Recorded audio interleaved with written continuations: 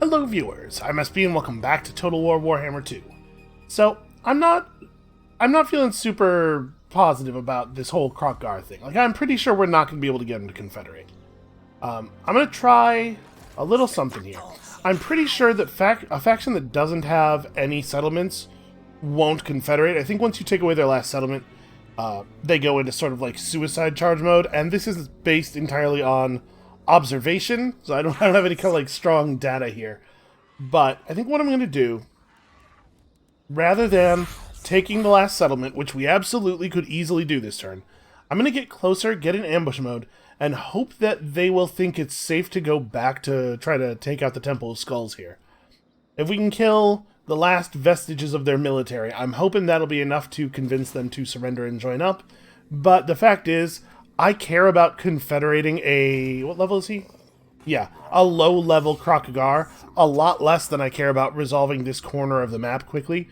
Because once we get this whole situation over here under control, we don't have to think about this stuff or defend it ever again. It's all the way in the corner here, no enemies will spawn. We can completely refocus our military on fighting northward. We get Tiktaq'to back in action.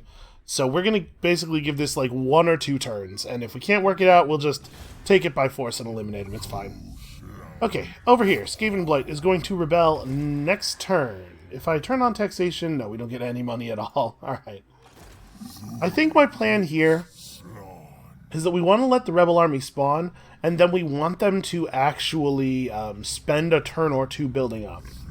Because once the rebel army spawns, all of the people in the settlement who are mad at us and want us to die will leave the settlement to go join the rebel army. And the way that's represented in the game is with a massive public order bonus. We'll be at like plus 20 public order every turn while the rebellion is still massing up. So I want to let that happen for a turn or 2 and then crush the terrible rebellion army with Yarick.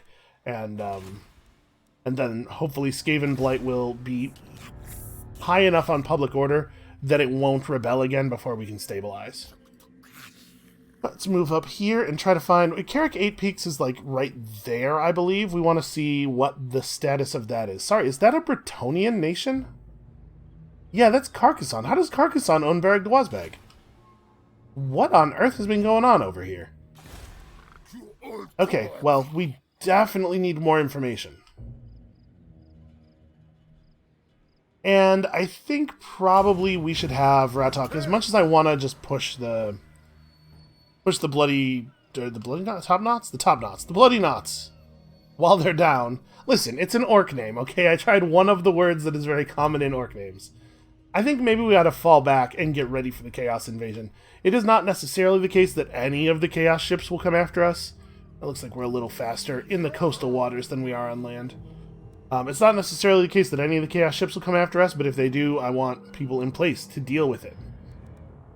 And I think that's actually it for the turn. I don't think we're spending any money because Alhaik is very close to hitting top tier, and I want to be able to buy stuff there as soon as that happens. So we're probably just banking a little bit for the next couple of turns.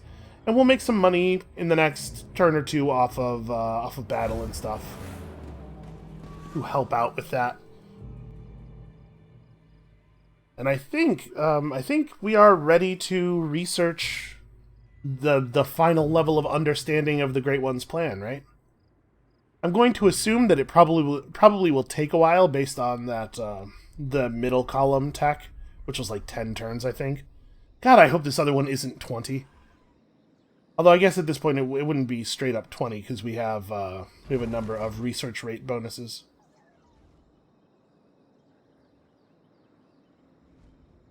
Yeah, once we get that, we are going to have unlocked a bunch of really, really powerful things. There's that tech that gives plus 200% income from all mines and quarries. We have, at this point, quite a few mines and quarries. It affects gold and diamonds, or gold and gemstones. I think we have 2 or 3 gold mines and the gemstone mine in Lamia now. Apparently, I'm not the only one who wants to see what's going on up around Carrick 8 Peaks.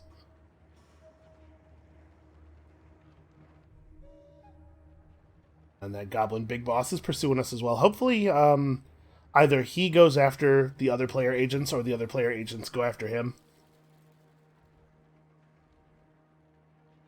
Both Liberis and the dwarves act before the greenskins, so maybe if we just keep running, we'll get lucky and one of them will assassinate him before he has a chance to assassinate us. Yeah, I have no idea what is going on with Carcassonne. How did they even get an army over here? Because they spawn, like, there, I think. So this is pretty far from home. I can't imagine this terrain type is very good for them. I mean, obviously, it's terrible for us. Yeah, unfortunately, I do not... First of all, I don't think there's any way in-game to check what terrain types are good for other players, and I certainly don't have that whole big table memorized. You guys want a defensive alliance? I'm not interested in a defensive alliance. It's still entirely possible that we're going to turn around and conquer them and take over the whole desert. And they don't pose any threat to us at all. They like us too much to declare war, and also we're far more powerful than they are.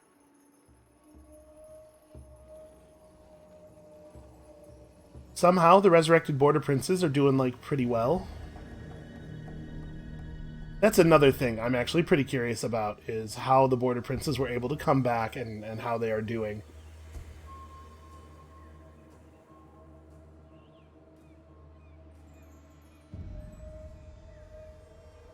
So if the Chaos fleets behaved the way they behaved in our last game, they will mostly sail to the west. But my experience with the Chaos fleet is that usually they... Chaos units tend to target the player over other nearby things, so that's why I'm a little concerned about the western coast here. And it won't be too many turns to move our guys back into position to attack the top knots, if it turns out that Chaos doesn't want any part of us. Okay, here comes their turns. So the Servants to Chaos is a group of ships that spawned up here, those we don't have to think about at all. The Puppets of Chaos... If the camera doesn't zoom down there, then that means they didn't move into our view. So it's looking like, okay. Maybe they're just going to ignore us. That would be nice.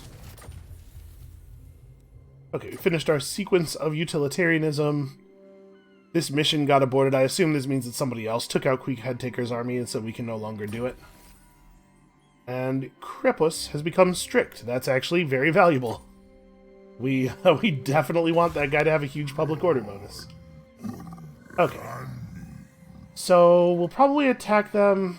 You can see here, plus 20 public order per turn. We'll probably want to attack them next turn, which means we had best get back on land this turn. Do I have... Here, can we negotiate military access with these guys? Well, they might do a trade agreement. Never! Never, apparently. Thing is, I'd like to get on land, but... the land around Skavenblight is terrible for us, and we won't heal up there. So it would have been nice to be able to get on land near Estalia, but I don't want to do it if it's just going to piss them off. I guess while we're here, let's, 34 improving toward 58. Trade agreement still showing up as low likelihood of success. Man, why doesn't anybody want to trade with me? Border princes are not super fond of us. It's alright, as we continue to war with the greenskins, that'll change. And no, they do not care for orcs. Looks like we are mostly not very well liked everywhere else. The dwarves love us, but we can't trade with them for other reasons, because there's no path. No evildoer may receive the blessing. I am Morgiana, Fey Enchantress. Okay, we cannot become any better friends with Carcassonne. But honestly, I bet we'll be able to get this value up. War with the greenskins is definitely going to help. We're gonna have to fight all these orcs soon. Alright, just get on land in my territory then. But yeah, if you were wondering why I didn't even get on land, why I waited off the shore, this is why. Because we're getting very, very poor replenishment up here due to the extremely bad climate. And we should keep recruiting for these guys. So let's... do I want to, though? Maybe we take a little break on the recruitment. Just, again, I'm thinking about the buildings that we're going to need to buy in Alhaik. No, this has to get built up. This is a pretty high priority. So let's go for... Oops, those aren't the right flyers. Sorry, I definitely want fire leeches. Especially because rebellions in this area are going to tend to be Skaven. We want those good explosive attacks that are so good against the clan rats. And then do we want to get some more sources? Or like maybe another unit of salamanders actually would be good.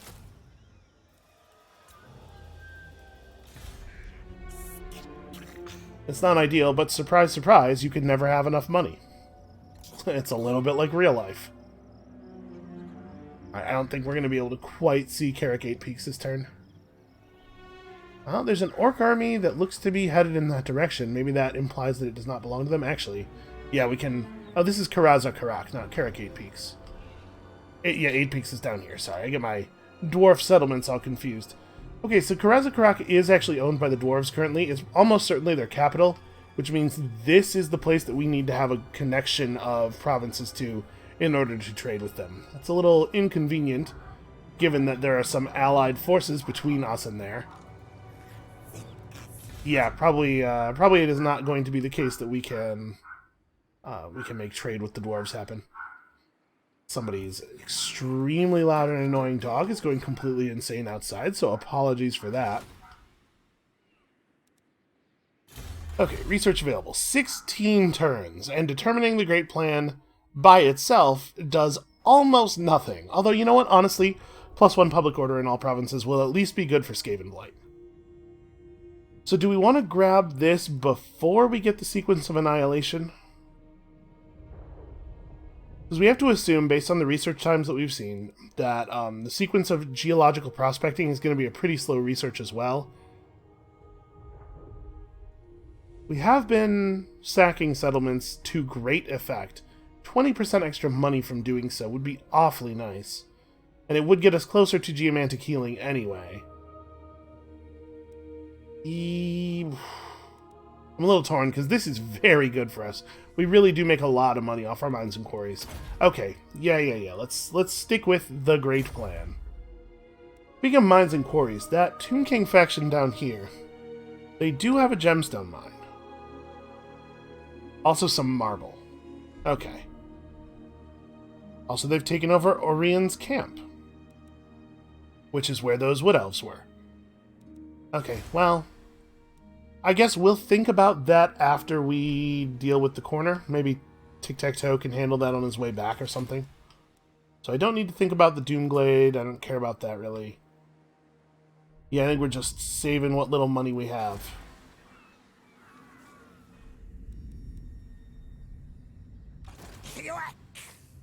Okay, so we're going to attack the army that is outside the city right now. Let's try to soften them up militarily.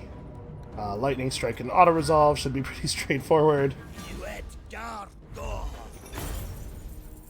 Hard to imagine we would actually have taken losses in this battle if fought manually. But we defeat... Okay, so this is a little broken. You get a trait for defeating legendary lords. We didn't actually fight Krokagar there because of Lightning Strike, but if he's even on the reinforcement table when you win the battle, it counts as defeating him. So Tiktaq'to gets some buffs. Actually, 10 melee defense is pretty significant. Alright, we killed some of them. They are weakened. And now we are level capped. So this is the last skill point we will ever get to spend with Tiktaq'to. We could grab missile resistance. I mean, I hate to put it this way, but the way I'm using Tiktaq'to, my cowardice is keeping him safe from missiles. So maybe that's fine. Maybe we can just leave it like that. You know what? I'm going to grab the last Gifts of the Jungle. His army is just going to be the best at replenishment. That's totally fine. Roxburgh has finished off fleet-footed, so there really isn't anything left to get except for like weapon damage. And if we're going to get weapon damage, we definitely take Bloody Blade first. That's a really good stat points per skill point ratio. Immortality for our caster. Obviously, I would hate to have this guy get actually killed at this point. And we don't quite have the movement necessary to finish off this army. Well, that's annoying. Let's see. Are they willing to... They are not willing to confederate yet. Well, we were never going to get our relationship value with them very high because we're going to go to war with Teotihuacan. We were already trending negative, and then we're going to go do stuff to Teotihuacan, and that's going to drive our value even lower. So if we're not able to confederate them through military strength, we weren't going to be able to confederate them in any way at all. So I guess it's no big loss. The question here is, do we want to give this another turn? Like, do I want to hold off, try to finish off their armies, and see if we can actually make this happen? Or do I want to just take out Serpent Coast right now, which we absolutely could do? The answer is probably just take out the Serpent Coast. I would love to get Krokgar. Oh, he has a cool... Wow, +3 public order in all provinces. That would be neat. I have a ton of movement left. We're just not allowed to... Here, hold on. I have an idea. If we do this and then break off the siege, it'll move us away from the city a little bit. But we still can't attack this guy. Okay, well then I'm just gonna wait here. I'm going to give it another shot or two. Not too worried about the Cursed Jungle. I think that'll probably remain under control. Is that really it? Have we moved everybody? Wildomorn's back in 3 turns. Okay. Yeah, I would love it if we could get those armies to move out away from that city a little bit. But my suspicion is we're just not going to be able to do this. If he's not willing to give up while he has effectively no armies, he's not going to give up at all. We're just going to have to kill him. Okay, my ambush is foiled, which is fine. Just come and fight me. No. Cowards! This is unbefitting of a lizard man. Oh, notice Clan Moors is at 0 strength. Maybe somebody else will finally finish them off.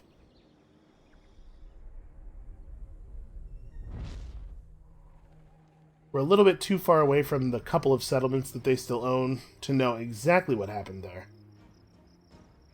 But I'm hoping that the main faction dwarf armies are in position to reclaim the final couple of settlements from them.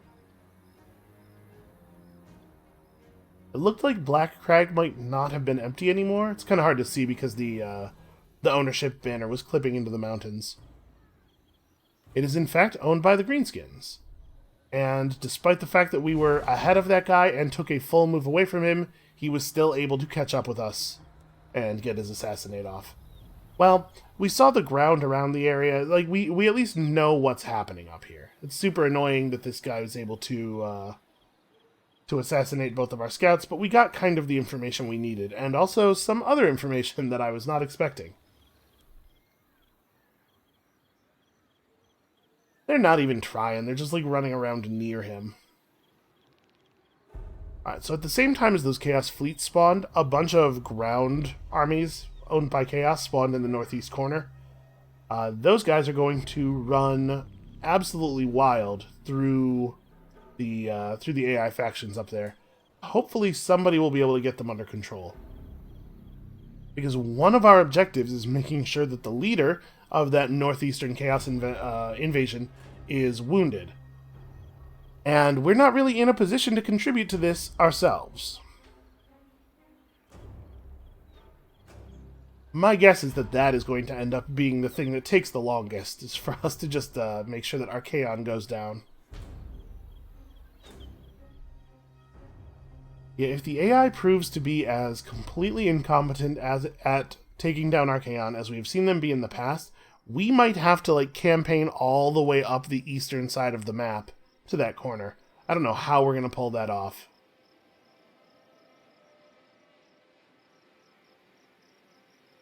A big part of the problem that the AI has with Archaon and the Chaos Forces, and I guess in some ways this works as a reflection of real life, is that they can never ever bother to band together against an existential threat.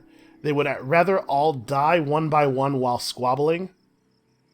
Which, yeah, that feels like the real world to me. You can see some verisimilitude there.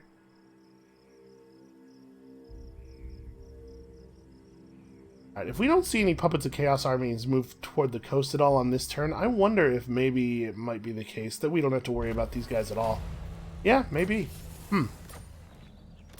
Alright, the Bretonnian nations are confederating like crazy. Karak Azul has re-emerged. I think that the the orc factions over here are not doing a very good job managing their public order. Like, you can see this -80 +20 is a very clear sign that there was a rebellion at Dringar Rakaz. So hopefully the top knots are just going to slowly get bled out by their own inability to control their surroundings. Make it real easy for us to take the southern Badlands from them. Let's put away these rebels. Yep. Extremely easy battle. Don't need to think about that one at all. Triven Stab is an extremely good name for a Skaven. Alright, back in the water. No, do this in a way that doesn't require you to trespass. We're trying to make friends with these people. If that takes an extra turn, so be it. Okay, so for right now, you can see that military crackdown public order bonus is because we just put down a rebellion. Plus the military presence bonus, which is constantly climbing for the size of our army. Plus the corruption penalty is slowly going down as we trend toward, what, 40-60 on the corruption? Oh, there's chaos corruption involved too now because of the rise of the chaos armies. It's going to be tough to get Skaven Blade under control. We're going to be able to start this next turn. That's really expensive. And once we can get that finished, we can get another 2 points of public order out of the Grand Plaza, plus we can build some other stuff here that might help. But basically, control of Skaven Blade is going to be a pain forever. Krokgar is copying our style a little bit here. What do you think? Do we just kill him? Obviously, I would really love the Confederation. Alright, let's give this a little bit more of a shot. Because at this point, like, we're already talking about Tiktaq'to being committed down here for quite a while. I'm trying to be patient with him. Do we want to sail over this way anymore? We don't see any of these chaos forces at all. My big concern is that Ratok is going to turn around, and the instant he does so, 6 chaos ships are going to sail out of the dark. But maybe they're just going to ignore us. We're as defended as we can get in the minor settlements. We should try to be sure. And the upside of this is that, like, while we're checking out here, we can grab a couple of these things. Tribesmen gather. Oh, Mad Mulletson, it looks like does not have the normal movement range necessary to actually reach us here, but we could get pirated again. This army, I don't know. I don't know if this army would be good against those pirates. Spoil and ravage. And he's got a lot of heavy infantry types. These guys with their throwing axes are probably actually pretty good against the pterodons, and they do have an actual dragon, who I would love to not have to fight.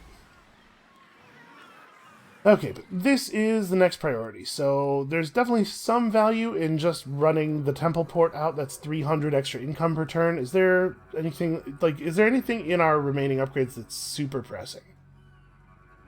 We're already upgrading this. We're definitely going to need some blood shrines in Skaven Blight, because you can see they add a bunch of untainted corruption. These are really expensive. Holy crap. Yeah, I guess let's just keep making the big income moves. Even though they are so very, very expensive.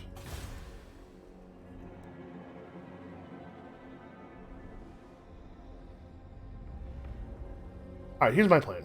We're going to destroy this army. Then we're going to try to lure Krokgar out, probably with like an ambush laid between here and the Temple of Skulls. If we can get them down to 0 armies, or just one very weak army that's in the Serpent Coast trying to muster, and they don't give up, then we'll just take the Serpent Coast. But I'm going to try to give them a little bit of time here. We probably ought to upgrade that. Alright. It is nice that because these areas down here were already owned by lizardmen, once we take them over, they're immediately like good on corruption and good on public order.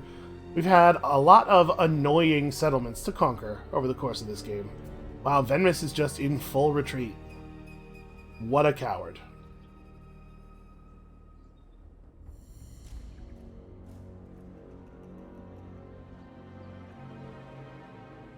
So we're looking at maybe like a couple more turns devoted to this nonsense. It is worth noting that Krokgar's army is no longer in mustering mode.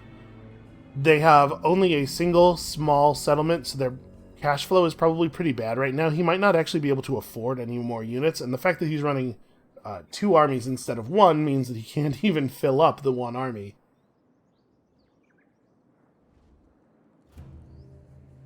If we could defeat Krokgar's army, because this army is so tiny and weak, if we could defeat Krokgar's army, I think that would give us the best chance we're going to get for a forceful confederation. If they won't go for it then, they're just never going to go for it. Okay, Carcassonne confederates into Bretonnia, which means now Bretonnia owns that little bit of land over here.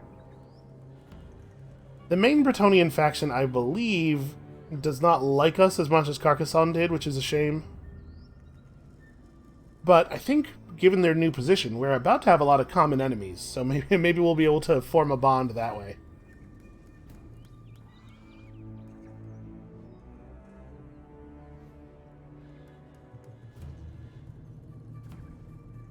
I don't think we have any Skaven factions left in this part of the world, like in this quadrant of the world map at all. There is a Skaven faction all the way in the northeast.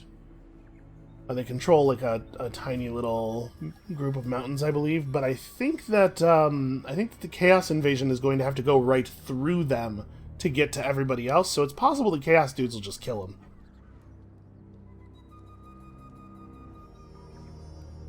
That would be kind of nice if some of our enemies could clear out some of our other enemies. Karak Azul goes to war with everybody, which seems suicidal to say the least in their position. See, if I had just been resurrected into the game, I would be taking some efforts to maybe see that I continue to survive. Ah well, whatever, they're dwarves, you know. It's got to be all fighting all the time, because how else is our race going to go extinct? So my plan with Radek over here is to go all the way to where the Chaos Army spawned and see if there are any left at all. I'll feel a lot more secure once we know for sure.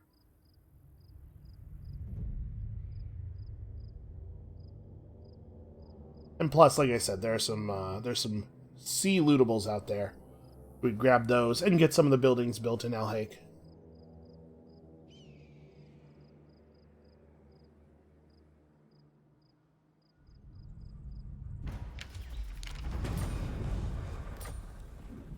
Rate of Ferocity is available. Growth minus 10 in the Pools of Despair. That does not matter at all. Okay. We need 25% of our movement remaining in order to lay an ambush. We will go to here. We will attempt the ambush. There's a chance it won't work, although our ambush percentage is pretty good. But my hope here is that they will see the Temple of Skulls available to attack. They'll run out, we'll eat them, and then either they will confederate or we will kill them. Right then and there. You guys got to get back to where you were going. I just got an achievement for some reason. Yeah, it turns out Yarrick may end up being the one to lead the attack on the top knots after all.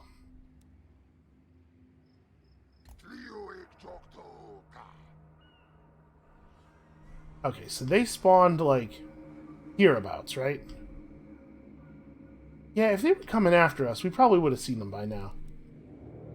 Better safe than sorry, you know? Alright, well, we definitely don't want to do the Rite of Ferocity. We have 4 turns left on the Rite of Tsunki, and probably... I could definitely see us having a use for that the moment it becomes available again. So what do we want to build in El Haik still? I kind of want to make a Shrine of the Old Ones.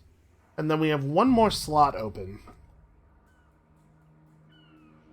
Oh, right, we need to get this thing started. Yeah, that's probably it. I would definitely like to build a scrying pool just for the extra movement speed for armies that start in this region, so that they could run toward the front more quickly, but I don't think that's, like, critical. I'm certainly not going to bump a recruitment, a recruitment building for it. So we'll get the skink building built up here. We'll demolish this once this is level 3. And then I guess in Phyrus we'll probably just build an income building. I think that seems like the most likely thing to give us some actual benefit there. Alright, it's been a slow couple of turns, and I apologize, but we're going to spill some blood in a moment here. It's a shame it has to be Lizardman blood, but you know, some people are just not down with what I say the Great Plan is, and that's the version of the Great Plan that I've decided we are all going with. Ah, ambush foiled, that sucks. They're not going to run out and fight us now.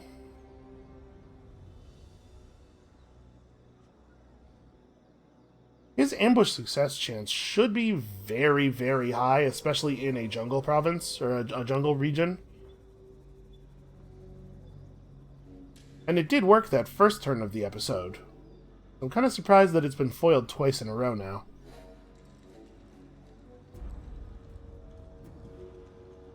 And they must be having a terrible time with money, because their agent is like running right up to our army but not actually doing anything to us. I believe that's a Saurus Old Blood. I believe those guys are good at they have Assassinate rather than Wound. And we have heroes in our army. There's some useful things he could do if they had the money necessary to pay for them. I think probably what's happened here is they recruited themselves all the way up to being completely out of income, and now they're just going to sit here and fester. There are not going to be any non-Bretonian nations left in a couple of turns here. Actually, I wonder if that was the last one. Because all of this stuff is now true Bretonian blue. A little bit of red there. What is that red? Here. I'm not getting a mouse over tooltip on it. That might be... I guess there's that orc faction that starts over there, right? Could be them.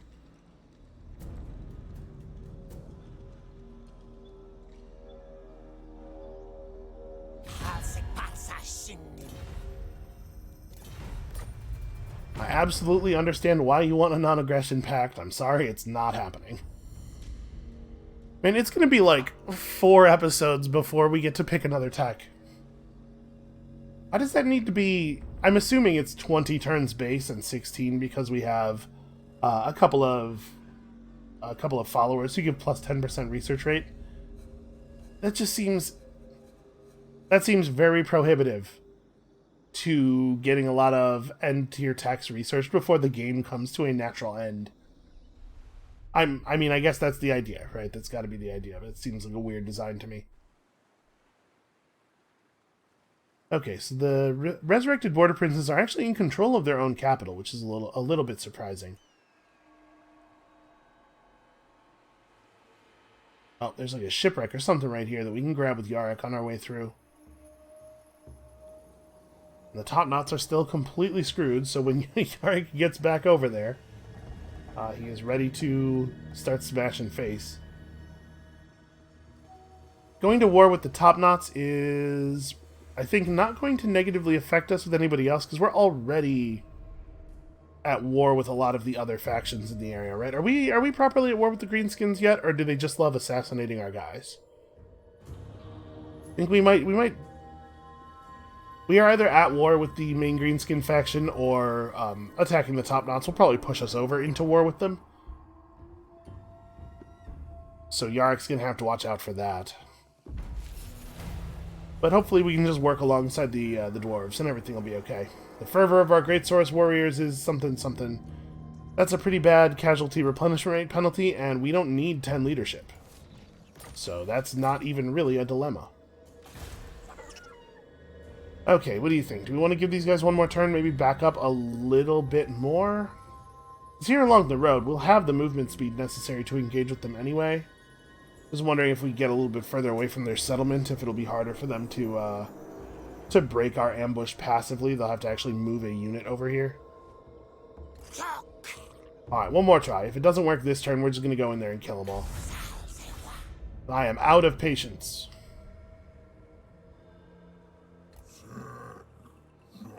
Alright, we'll pick this thing up next turn at the beginning of the turn. I'm actually going to stop just short of the circle around it. The Empire. I wonder if the Tillians can take that from us. They might. Okay, Sartosa can become taxed again because it's actually pretty positive on public order. We could upgrade this. I'm not sure that it's worth the 2,600 gold, given that that's an entire turn of income for us now. Alright, I do want to hit this thing down here. Yeah, I'm gonna grab these while we're searching. Or maybe we'd be best off just going into the deep water. Obviously there's attrition once you get away from the coast, which I'm a little worried about. Here, let's move out to here this turn. Next turn we can grab that, and we'll be in a pretty good spot to see what's going on over here. Alright, Uldo Morin has been... Uh-oh. The dwarves proper are in the southern Badlands. That's actually kind of bad for us, unless we can get a proper military alliance going with them. All here I would not be opposed, by the way, to a proper military alliance. They're starting to come around on that. I bet we can make that work. True friend of the... You guys are still not interested. We may as well check in really quickly here with Tilia and Estalia, just see if they want to be any friendlier. We're trending down with Estalia, but up with Tilia. We are at 40 points of reputation. It should not be a problem for us to get a trade agreement, which is positive for them. This is just money for them that they have decided they don't want. That's very frustrating. It should be extremely easy to get trade agreements with people that you have a positive relationship with.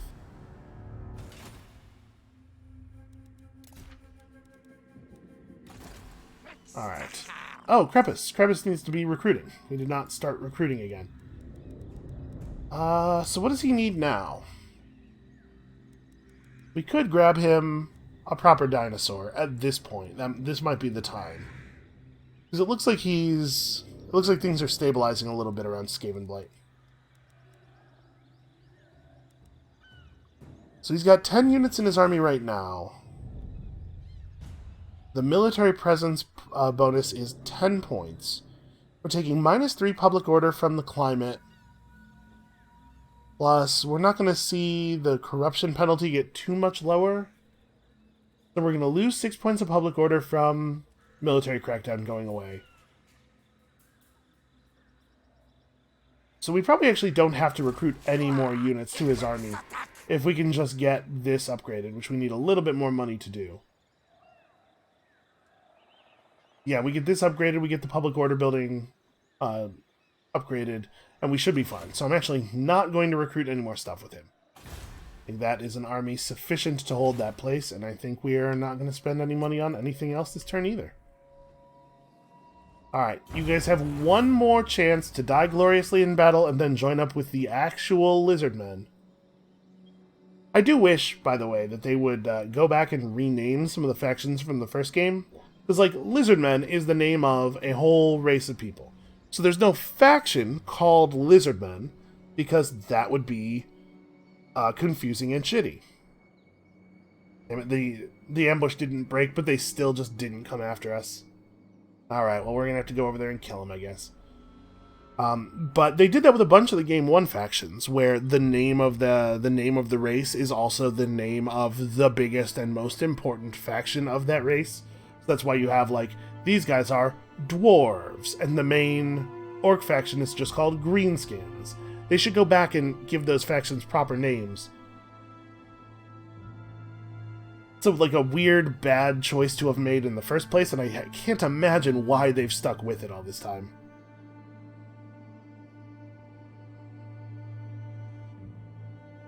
There's a lot of things about the design of the first game that I guess are kind of understandably conservative from a design perspective, because they had mostly made games, and I know I'm gonna upset some historical Total War fans here, and I'm sorry in advance, but they've mostly made games that are like dudes with spears fighting the same dudes with spears in all of the other factions. So I get why they were a little nervous about fully embracing the weirdness of the Warhammer Fantasy setting. But I don't know how that translates into, well, the main dwarf faction should just be named dwarves. They want to pay me 600 gold for a peace treaty. Absolutely, I will accept your offer of gold. Yeah, I guess that worked out pretty well for us. Hard to imagine why it happened at all. So, like, if you're Krokgar's AI here, what is your plan? It seems to him that there is no obstruction between him and reclaiming his lost land. But he does, like, he knows he can't recruit anymore because he has no money. Things are literally never going to get better unless he goes out and fights. So he's just going to crouch in the Serpent Coast and be an asshole. Alright, well, I'm relatively confident that we can defeat his army plus his garrison there. Yep, the Tillians do just run over and steal my treasure. What's up with these guys? They have ended their non-aggression pact with us. Okay, you know what? Maybe we have something for Ratok to do down here after all. Because our approval with them had gotten pretty low, it looked like. Without the non-aggression treaty, or without the non-aggression pact keeping it up, we're probably going to end up negative, which means they plan on attacking us, which means we need to kill them. And the bad news is, I believe they have 3 armies. I don't think any of them are actually full, but I believe they had at least 1 army in each settlement. So this might actually be kind of difficult.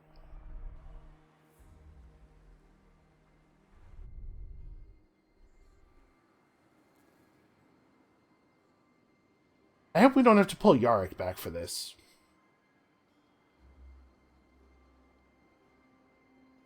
Although, at this point, now that we have to ally with the dwarves or war with the dwarves either way, since they took Egral Migdal, maybe it doesn't matter too much to us if, okay, recruit, I don't care about this. Yeah, maybe it doesn't matter too much to us if they take over the rest of this. You know who I am. You know, I don't actually want to live in these places anyway. It might well be the case that the best case scenario for us is that the dwarves take all this over and then ally with me. Greetings, honorable ally. Are we cool with military access yet? Nope. Alright, we're still trending positive. We'll just check in periodically. Alright, so actually let's assess the situation. We have half an army of dwarves here, half an army of dwarves there, full army of dwarves there. How can they afford to run that many stacks? I have no idea. They definitely shouldn't be able to. Let's get this. Really? Is that faster than just going through the reef? Remains of a large sea beast are spotted floating in some nearby backwaters. The unidentified creature has been inexplicably ripped to pieces by explosive force. Its belly torn open and exposed. Alright, I'll defeat a foe in battle for some great treasure. Okay, we can just auto-resolve that, I think. That was a little close. We almost lost some stuff. Alright, so 2,000 gold plus another 8,000 gold. Not bad. Obedience brings victory. Yeah, I don't care about that. Let's go ahead and, I guess, blue line this guy too? I was getting... That's right, I was getting ambush chance because he has a natural ambush chance. May as well play to his strengths, right? Okay, missile resistance, magic resistance, pretty normal stuff. So this will give us more winds of power, minus winds of power for the enemy, more winds of power for ourselves. Magic resist... Causing terror, regeneration, 25% physical resistance is actually pretty significant. I think we're going to get Supreme Shield of the Old Ones leveled up all the way, though. At max level, it's up for a third of the time. That seems very powerful. Okay, let's go grab this one as well, and then we'll go fight these dwarves, I guess. It's not really my plan. It's not what I was hoping we were going to be doing, but they do own a gemstone mine and an iron mine as well. Vulture Mountain itself is not great, and these are not awesome climate for us. Well, whatever. We do need to own a couple more provinces, so I think we actually are going to pull Yarrick back here then. Looks like we are not actually going to be fighting the top knots at all. We're just going to let the dwarves handle it.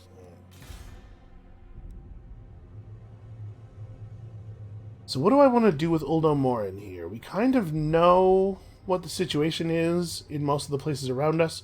We could head even further north. Oh, that's interesting. The vampires have pushed forward as far as Schwarzhafen. Yeah, maybe we want to try to get up to Vampire Land. Let's see if we can make it there.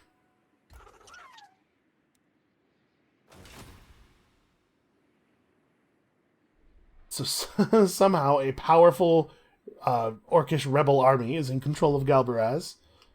The Top-Knots have been completely unable to dislodge them, which is embarrassing. Let's build that up.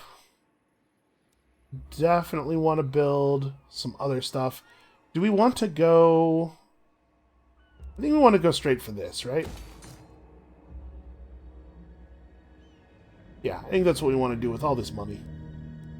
And then we don't actually have salt for our trading routes yet. So maybe we do just build a salt building here instead? We could cut the walls, because it's naturally a walled settlement. I like it having 16 dudes in the garrison, though. As much as I would like to build a Shrine of the Old Ones so we have access to the solar engine here, maybe that's not worth the slot, because honestly, adding more stuff to our trade contracts could be pretty valuable. We're making a fair amount of money off trade now. We still have like a half dozen trade contracts running. So yeah, that's what we'll make of Alhaik. Alhaik, this province is nearly finished then. Greetings, stranger. Alright, every turn or two we gotta check in with these guys as long as we're still trending upward and get that trade agreement locked up as soon as we can. And we'll do the same with the dwarves. At some point they're gonna give us that that military access treaty. Welcome, friends of the Dawi.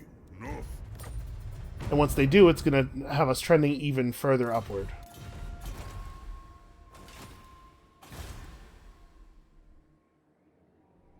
Do we want to actually do this now? And we're kind of in a place where we can afford to spend the money. Oh, actually, this is really what I want to do. Let's get some more cash flow. And yeah, we'll just go ahead and upgrade the Doomblade. I mean, we're going to end up taking over all this stuff down here.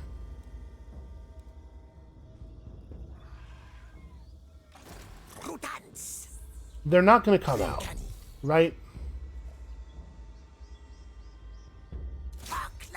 Maybe I can actually finish off this guy. He might just run away, though.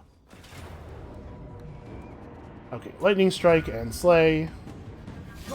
Really? He's still alive.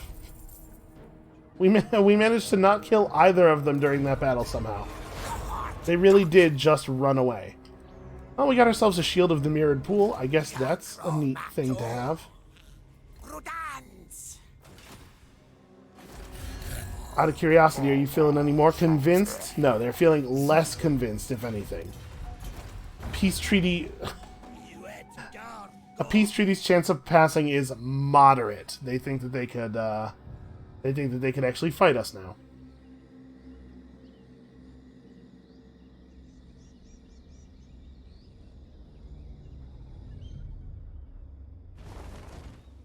Yeah, and Kroq-Gar is just never ever going to leave the Serpent Coast. Ah well. We gave him more than a fair shot. We've defeated his... Like, there's no chance he could win a battle against us, even a single battle, and at this point, he's got to know it. He's just not going to confederate, because stubbornness.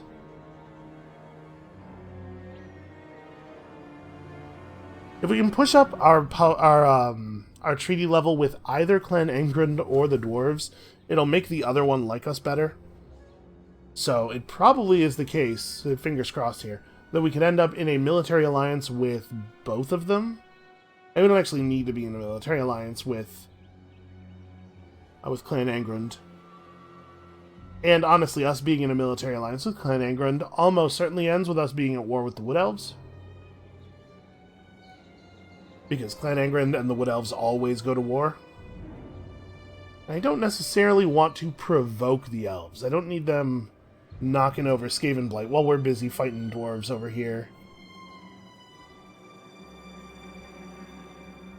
I don't know. We'll see what happens. Maybe we'll get lucky and somebody else will just take the Wood Elves out for us. It doesn't usually happen because their magic forest over here, Athaloran, is very hostile to anyone who is not a Wood Elf. Like, the attrition damage is significant. So usually you don't see non-Wood Elf AI armies go in there. Maybe I'm being a little premature deciding that the Wood Elves are going to have to die for us to win. It's just, that's the experience I've had with every faction I've ever played that wasn't Wood Elves.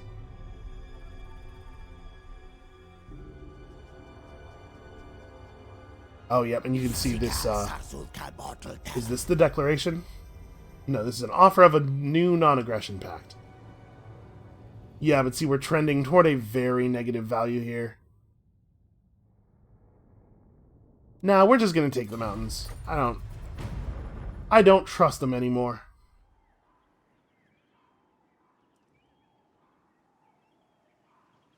They wanted to dump the non-aggression pact, and then as soon as we had armies in the area, all of a sudden they wanted it back. I can't just let this threat continue to fester in the middle of our empire. And, I mean, we'll make a lot more money off of their territory than we're making by trading with them currently.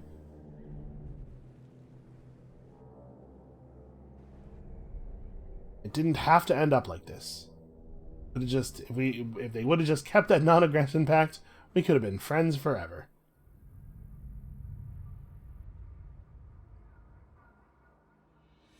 Okay, the puppets of Chaos armies have been mostly defeated. It seems like, for the most part, Chaos might ignore us this game, which is actually really nice. That is definitely not how it has worked in previous games. I just can't attack these guys. There's no way through the city's zone of control to attack them. Alright, well, let's do this.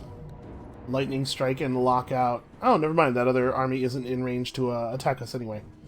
Okay, so they have a lot more flying units than we're used to having to fight. But I'm not worried about the settlement garrison at all. This will actually be kind of interesting. Their Pterodon Riders are all the single target poison kind, while we have Fire Leech Bolas, and the Fire Leech Bolas, I imagine, are going to be pretty effective here. But I'm expecting to lose a lot more flyers than we usually do. The Ripperdactyl Riders should be very effective. Tiktaq'to himself, I think, should be very effective here. And we can shoot up into the air with the Salamanders.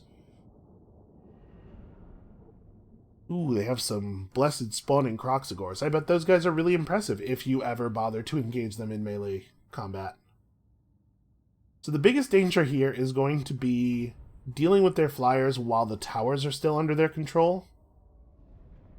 So we gotta take getting control, like getting an area of the map to not have any offensive towers active pretty seriously. Alright, 23 is fine. So there are some little corner areas available. I think maybe we want to start on this side. Looks like this is a little bit, the safe zone on this side's a little bit larger, although I'm not sure that all of this area is actually going to be pathable. Sometimes there are pretty big boxes around water. Yeah, let's just stay over here. Alright, so all of the ground units, all the way in the corner. Maximum in the corner.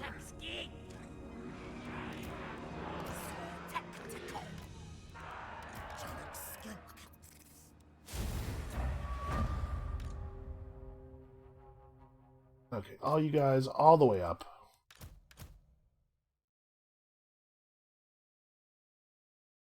Here, that ought to work. That should get them out of tower range, but still able to shoot fire.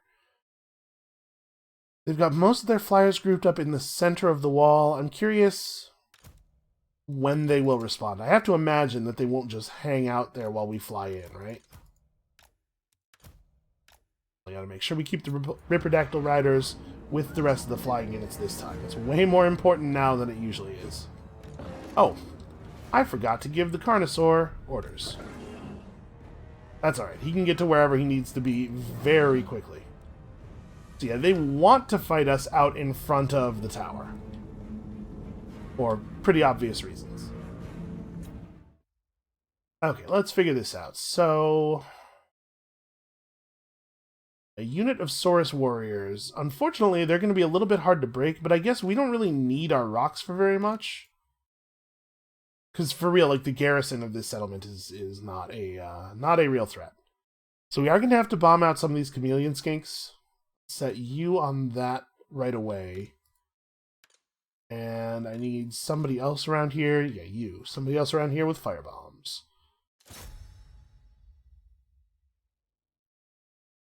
Is that a... Okay, so this is the sound it makes when you issue a move order. I'm just trying to get us to actually position ourselves over top of these dudes.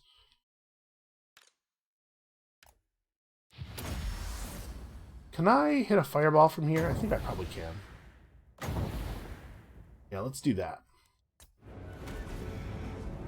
Unfortunately, this army does not have... Oh, hold on. I gotta make sure we're actually in control of the rock, guys. This army does not have a caster who has Tempest, which is a shame. Okay, they're abandoning the area right in front of the tower. Tempest usually isn't very good, but it would actually be really nice here. Okay, so we did a little bit of damage, and for some reason that was enough to convince them all to run away forever. Alright, so you are on chameleon skink duty. We gotta deal with these chameleon skinks. Unfortunately, they're really fast. Extremely good at dodging.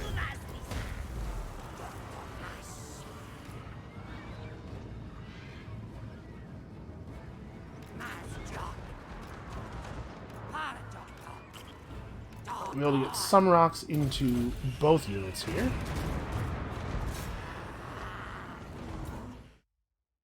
Let's get some character rocks off as well. Oh, this is actually probably a really good time for a Flock of Doom. Flock of Doom is probably very effective against skinks. Because there's a lot of them per unit, but they're individually pretty low health.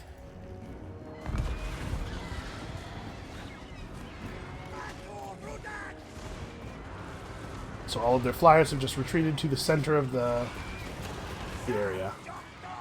Yeah, wow. Flock of Doom is actually tearing them up. It is nice to have a good wizard. Let's get you over here and attack Krokagar himself. We'll just try to poison him out as best we can.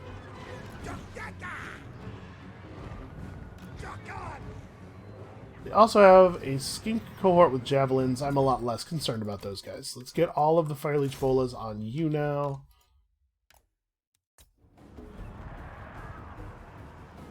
Chameleon skinks are really fast. Now remember, hitting with this rock will fix that. Okay, it was close enough. I got him with the speed enough.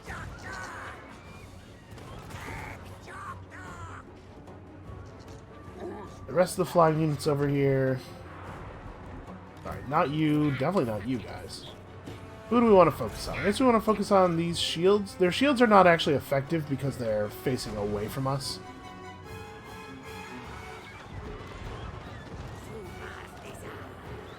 They're all out of rocks. Alright, maybe we have a unit of normal Pterodon riders come over here and help out a little bit.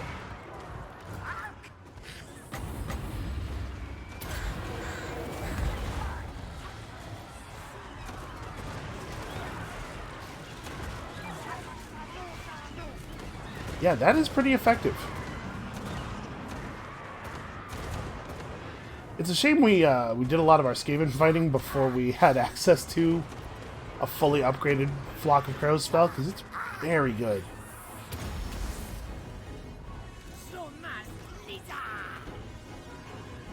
Okay, we're definitely heading a little bit close to the enemy Pterodon riders. I'm going to try to get this rock drop off and then back all of these guys out. This is me luring the enemy forward. Maybe that's believable to somebody.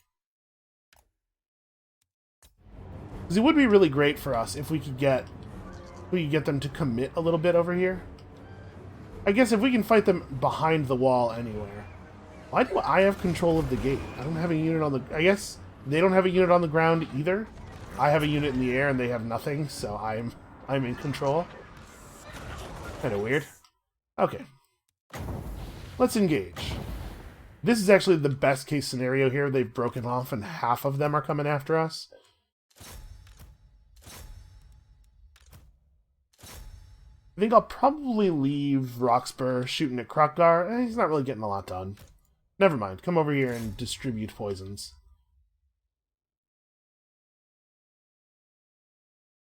So we could just run inside. I don't know that I... You know, it probably doesn't hurt us to do it, actually. Let's run the Carnosaur over there and see if we actually can just get the gate to open.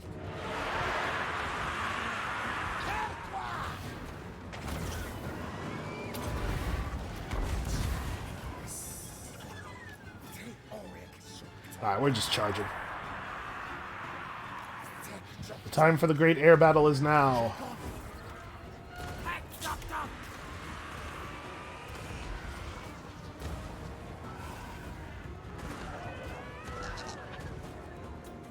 Okay, so let's do big crows. That's 3 units of their flyers. Yeah, it's better to do it over here somewhere. And I definitely want to cast it directly on a unit of flying units, rather than trying to get maximum coverage on the ground. Because remember, they're going to move around a lot. Let's make sure it's actually attached to one of them. And the most important thing is trying to get the Ripperdactyls actually engaged. You can see they're getting kited a little bit right now, which is unfortunate.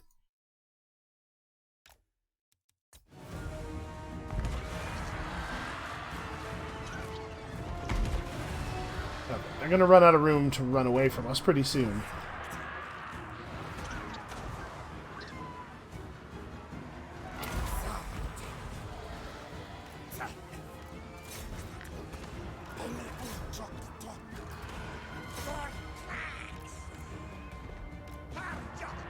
See if we can head them off a little bit here. Alright, the unit that the Ripperdactyls caught is getting completely shredded.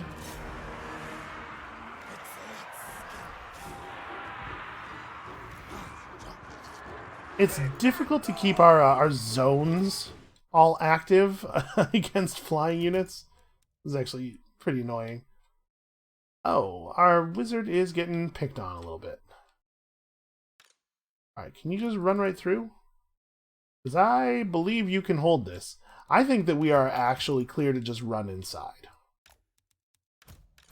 It looks to me like they they screwed up in a pretty serious way here. And just didn't bother to actually make sure they were in control of their own gate. That guy will run through and get control on that side. We are overwhelming them a little bit over here. Like I wonder if we need to be as committed as we are. Let's get one of those manticores out here to help me.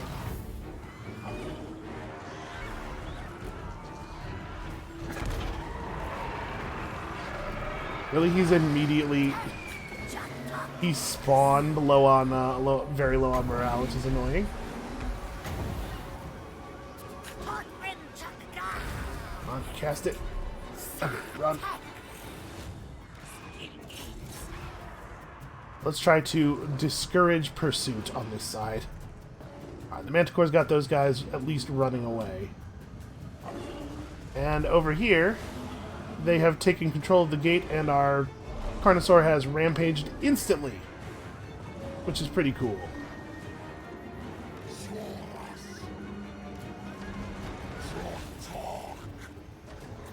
Okay.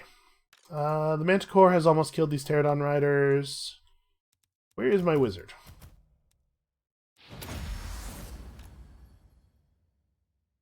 Yeah, get back over here. We're going to definitely want to summon that other Manticore pretty soon. All of these guys should focus over here. You should try to disengage. Where is Tiktaq'to is? Okay, Tiktaq'to has beaten 2 units on his own. I want him closer though, because we need to extend stand your ground to those units of riders.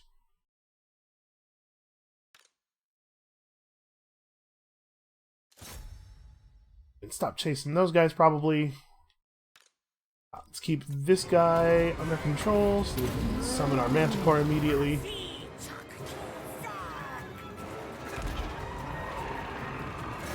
Okay.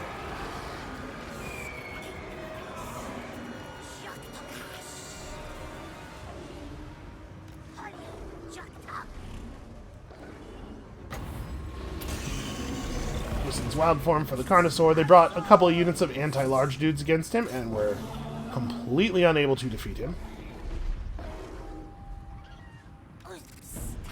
We are going to have to support him in his endeavor down here. Unfortunately, I probably can't overcast anymore, because there's now a pretty significant chance that any unit that we any overcast has a chance of killing our wizard.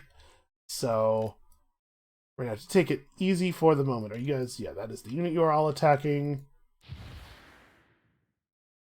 He's almost close enough to engage, stand ground on people. Well, you can get the Ripperdactyls with it at least. Yeah, we're winning pretty handily over here. Where is my first Manticore? Okay, it's chasing those guys this way. They're not actually broken yet, so I guess stay on that for a moment. As soon as the white flag goes up, though, we could break the Manticore off and have him help with something. I don't even know what. Yeah, come fight this lord.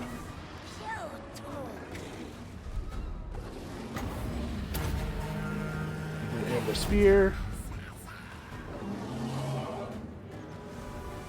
This is just a hero. He is not well suited to fighting a Tyrannosaurus. Who among us, I guess? You don't feel like doing your Amber Spear for some reason. Okay, now will you do it? Maybe he didn't feel he had an open shot while the Carnosaur was on it. Okay, well they really should not be in control of the gate anymore, because they don't have anybody in the control box. Well, we do, but apparently that's not how the rules work for them. Okay, these guys have been very successfully chasing enemies out of the, chasing enemy flying units off the map. We don't have a lot of enemy flyers left. Manticore is out of control, which is a shame. Having him turn around and fight those guys would actually be really nice.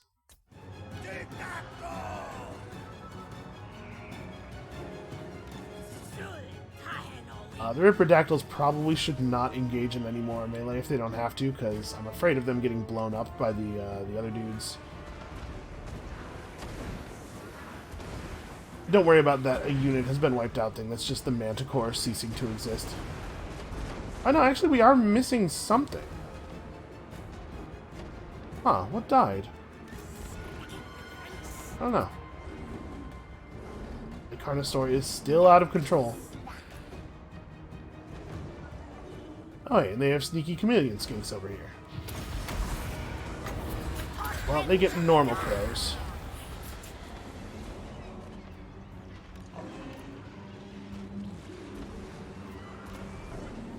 Carnosaur needs to come back and smash the gate from inside, I guess. Those normal crows really don't last very long.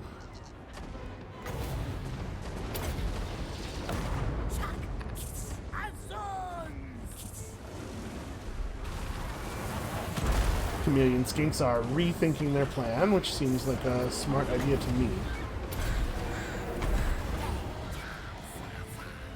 Gotta get away and move.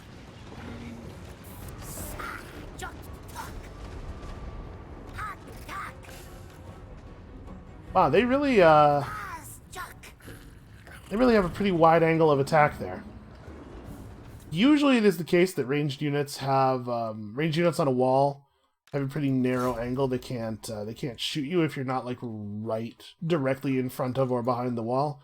But because those guys have a circular attack range, we actually have to just completely outrange them.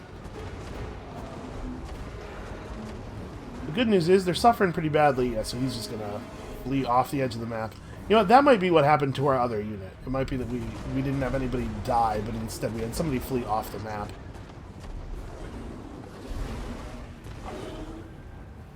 Their Scar Veteran is coming back. He is not really in a position to do very much here.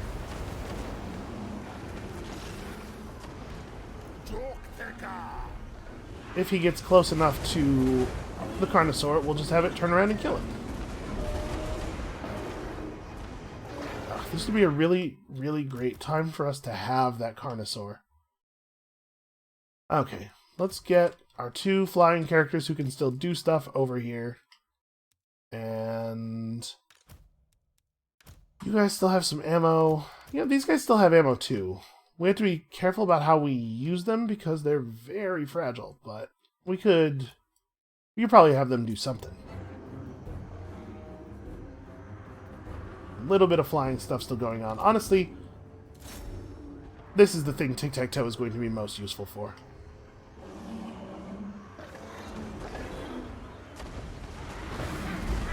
This battle's pretty much over. I think the Carnosaur is going to open the gate, and then we're just going to win.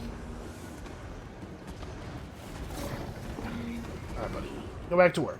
Refocus.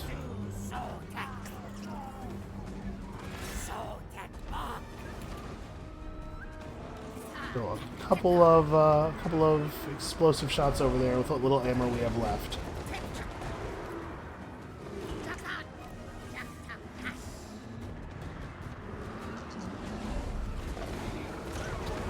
Really nice if we could just position ourselves over the skinks.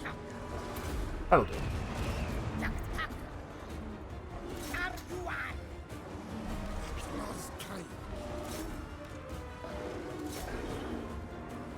Carnosaur keeps getting distracted from the gate. They keep running tiny units of enemies over to him.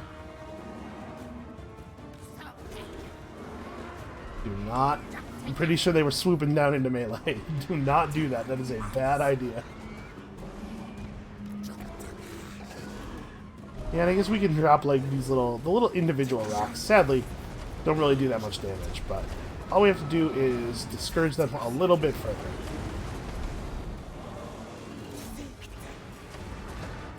How's Tic-Tac-Toe doing? Predictably, pretty well. Yeah, these are basically like archers in the sky, right? Even a mediocre melee lord is going to be able to defeat a unit of archers.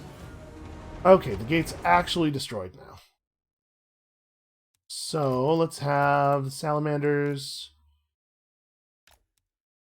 and the sauruses get through immediately. I don't actually really have a lot of ammo left with the sauruses.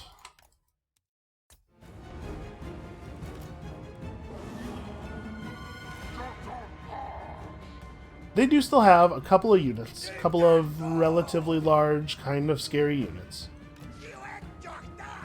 Let's see if I can get a good, improved Sphere of Sotek drop over here. As soon as these guys are down, I believe, well, those dudes are still alive. I'm just trying to figure out when it'll be safe to bring in the extremely wounded Fire Leech Bola guys. And this is pretty weird. No, I want you to... Hey, don't attack. Is it shift? No, there's some button you can press that makes the game always interpret whatever you're saying as a movement order. Okay, we got that. That was about as good as that was getting.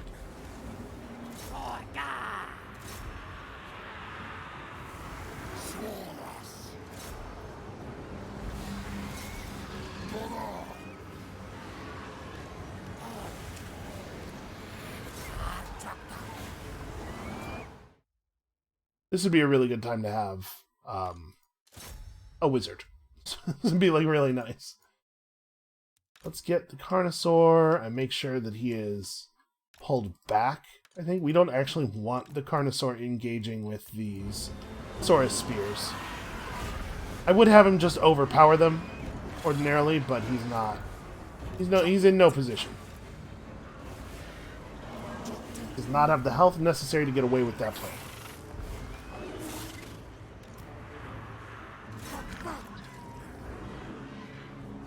Okay, I mean, there's not a lot left, right? These guys are pretty close to dead. Lots of buffs for everybody. And the salamanders should not be in melee, but they really commit. Like, as soon as one salamander actually touches an enemy, it's like impossible to order them back. Okay. Those chameleon skinks are back at it.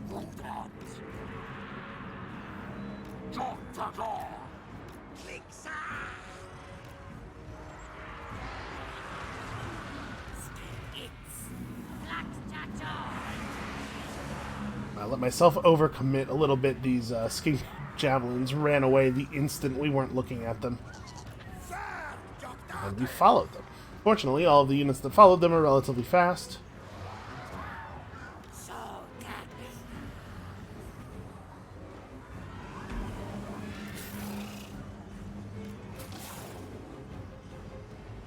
Huh. How are there Saurus warriors with shields just rampaging quietly by themselves over here? Well, see, that right there. That is a job for the Carnosaur. He's so excited to be told to kill something. It's just his favorite thing in the world. Yes, that is the correct reaction. Wow! He just headbutted the top half of that Saurus clean off. Kind of incredible.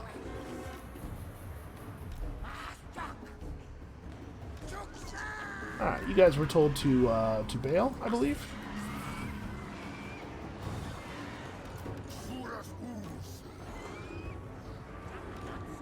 Our red-crested skinks are just gonna... Oh no, some of them are obeying.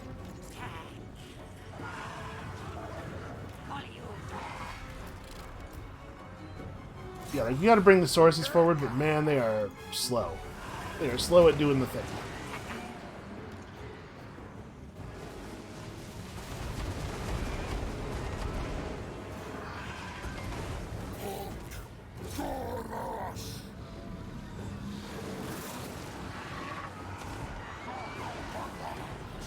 Alright, they'll get here someday. Eventually, they will arrive. So what does a clean charge angle look like? It's hard to get a good charge through your own troops. We kind of have to try. We have to find a place where we can hit them from the side.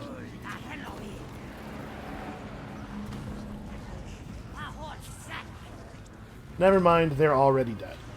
How are you guys not just giving up?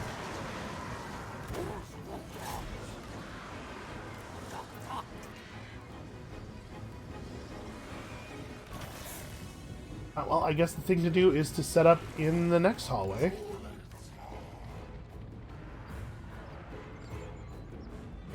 Have our own cold ones charge these guys. The Carnosaur is a little overcommitted, but he's having a great time. Yeah, you love to see him enjoying himself.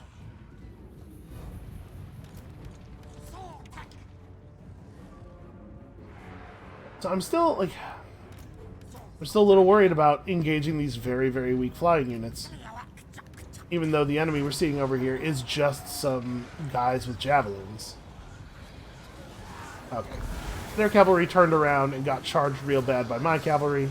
Unfortunately, it's kind of hard to tell which raptors belong to who here. Whatever, problem solved.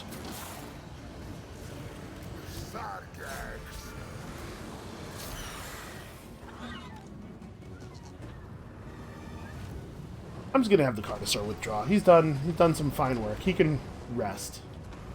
I don't want there to be any risk of him getting killed by Krokgar or something.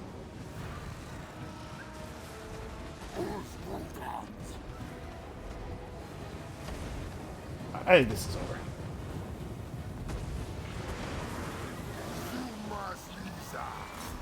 Let's try to get these guys through to here.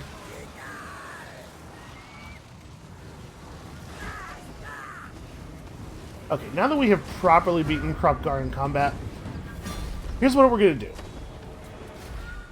I think we're going to sack this this settlement. Again here, just in the hopes that with them having one settlement but basically no military left, they will feel like confederating. Man, I'm glad that we that we got immortality on our priest. Losing a priest at, like, level 19, or even worse, level 20, if you decided to take something other than immortality with the 20th point, is such a bad feeling.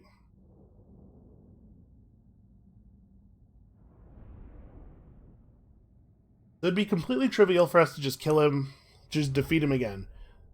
Like I said, we're going to sack here, so he has no military strength left, and then we're going to try pursuing the Confederation one more time, and then we're going to just kill his ass.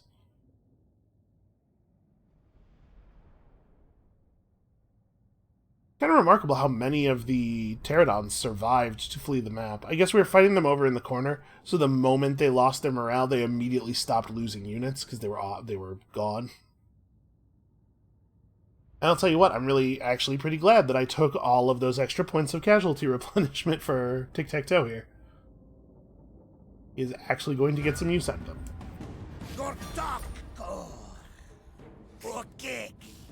Okay, the sack is alright. Got an Aura of Quetzal. Okay, that's fine. So another one of those.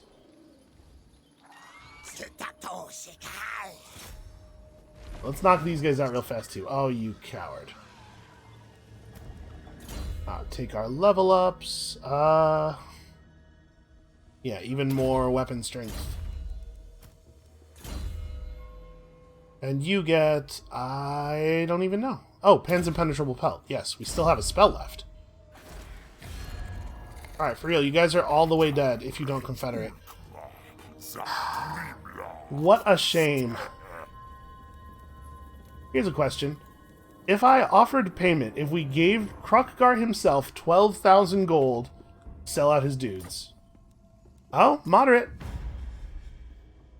He doesn't like that. He thinks, well, what about a peace treaty instead?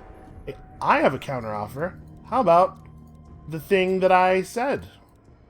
Just give me a straight yes or no here. I think the counteroffer is probably a bad sign.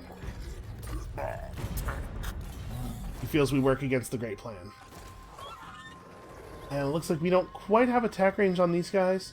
But we're closer, right? We are closer to seeing that Confederation actually work than we were before. I'm wondering if we could remove his armies from the field entirely. Let's see, if we're mousing over these guys... I don't actually see any red arrow on the ground. No, we totally get to kill him. As dumb as this is, we're going to manual this just so that I don't lose. I have had injured units be killed in situations where there was literally no way for the enemy to harm them before. Like, our badly injured units of flyers, I think it is possible that they could be killed in this battle if we tried to auto-resolve it, even though these guys can't. I guess they have a spellcaster. They could hit them. We're going to keep them far enough away that that's not a possibility, though. You guys can just rest. It's fine. Hang out over here. Who else needs to just rest? Probably you. You should just hang out for a minute. You guys could wait over here. Okay. Start deployment. Magic doesn't matter because we're not going to have our caster in range to do a thing. Kill? Except for these guys don't commit immediately.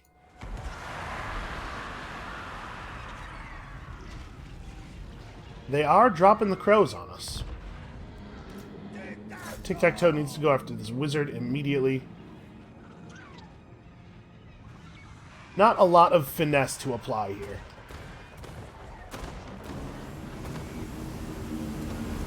They rampaged the Carnosaur.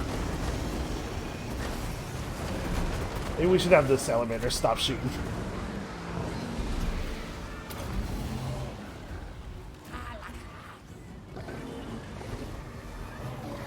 Make sure that the hero is close enough for his aura to actually affect these enemies.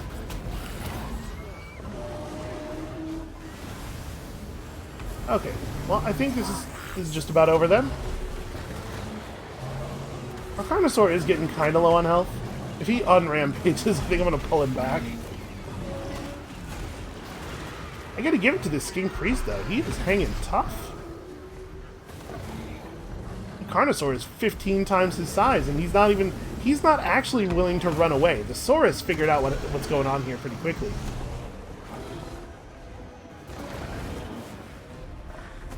Okay, hold on. Can we...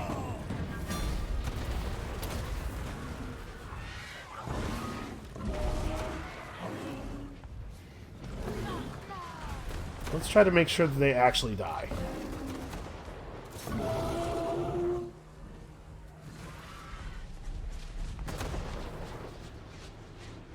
Okay, now he has literally 0 military units left. That's gotta be it, right? 21 losses, 1 kill by the enemies. Oops. Probably shouldn't have had the salamanders firing. I probably should have had them pulled all the way back. Who actually got the kills? Tic-Tac-Toe killed the wizard, and a random pterodon rider managed to kill that Saurus veteran.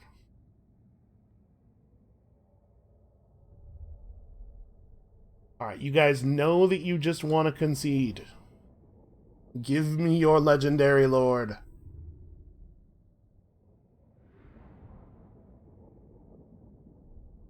It's not gonna happen. Well, you can't say we didn't try. We gave them every opportunity.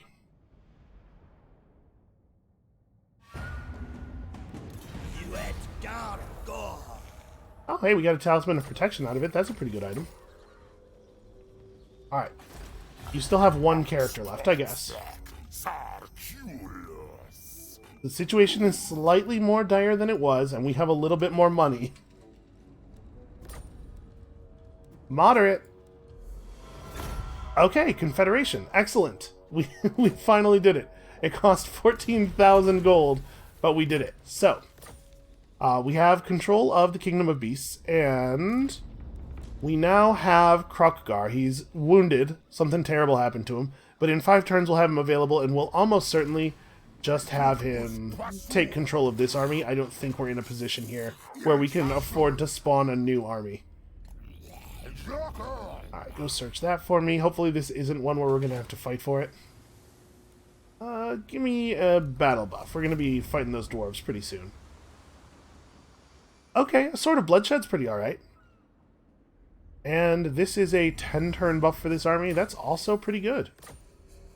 I definitely need to go over our guys and figure out our equipment and followers again. Alright, so we'll be back in pretty good position next turn, and we are absolutely just going to come down and fight these dwarves. Ridiculous that we have to, but I can't trust them anymore after they broke the pact. You are headed north to Vampire Town. It could work. That could happen. Alright, so there is a Confederation penalty. For 5 turns, we're taking a public order penalty that is pretty significant, and we have some pretty bad diplomatic relations with other lizardmen. Fortunately, there really aren't very many other lizardmen. Not anymore, anyway. And Hextalk, I guess, is... there's no reason for him to head south. So yeah, we'll scout north in 2 different areas. That should make it harder for the same goblin to kill both of them. Okay, definitely run the alignment of crafting. And why are we... hold on, why are we geomantic web strength 1? Oh, because there's nothing but ruins and enemy settlements nearby. So once we take over this stuff, we'll be able to get these 2 settlements to feed each other geomantic web strength.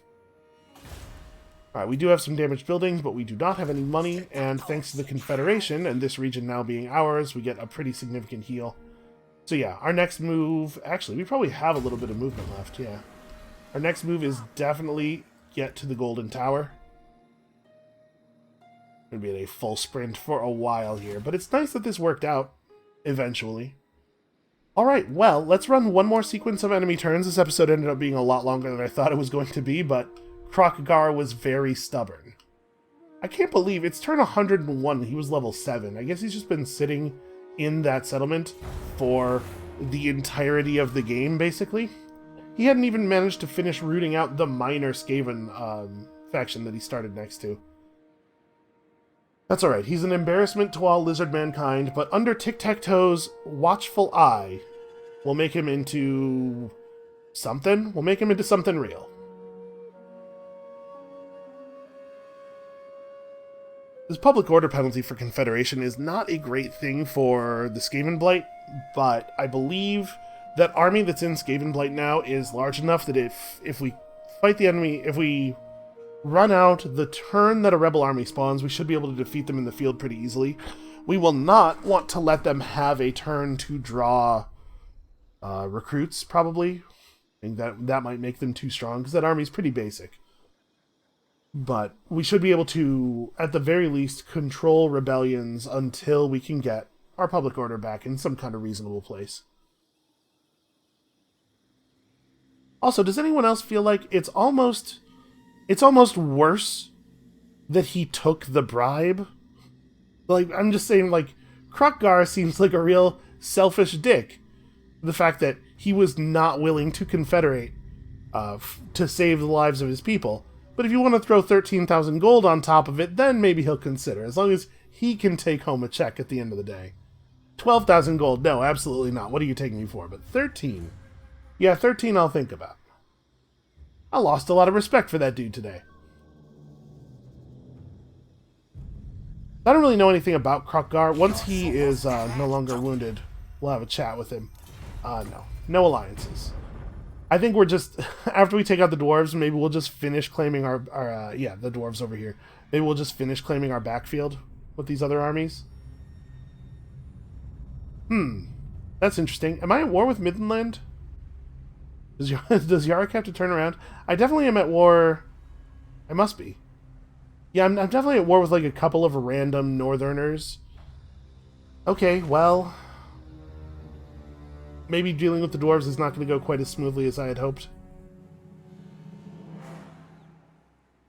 And real quick before we end the episode, we'll take one more quick check with Tilia and the dwarves and see if they want to step up our relationship a little bit.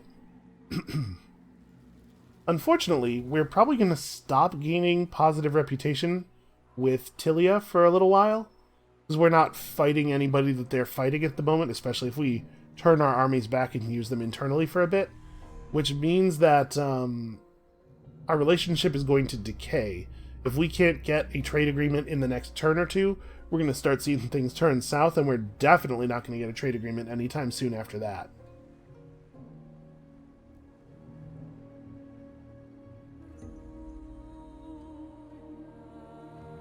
It is really nice that we didn't end up having to fight any of those Chaos guys, though. That would have been a little bit too much pressure, I think. That plus the treachery of the dwarves at the same time. Okay, the Raidotsunki is available and extremely likely to get used. Let's very quickly here, like I said, hey, dwarves. Okay, we are still trending upward very slowly with them. Greetings, honorable. They are less interested in military access now. They don't need it, so... with Karak Azul, we're climbing. And what can the Dawi do for you on this? Alright, get those positive contracts anywhere we can. Yeah, we are in fact at war with Midland, so we're going to have to deal with that army. Fortunately, Sartosa does have defenses. What? Still kind of trending north with these guys. That's annoying. Yes? Deliver your message. No, sir. All right. Well, maybe maybe I'll try some stuff off screen here. Experiment with offering them money and see if we can't get that that trade agreement to stick. But we accomplished something pretty significant today, and we have definitely a plan for the next episode or two. So that's going to be it for us for today. Thank you all so much for watching. Come back next time on Monday to see if we can maybe make something out of Krukgar, because right now he's an embarrassment to the entire race. And we'll see you then.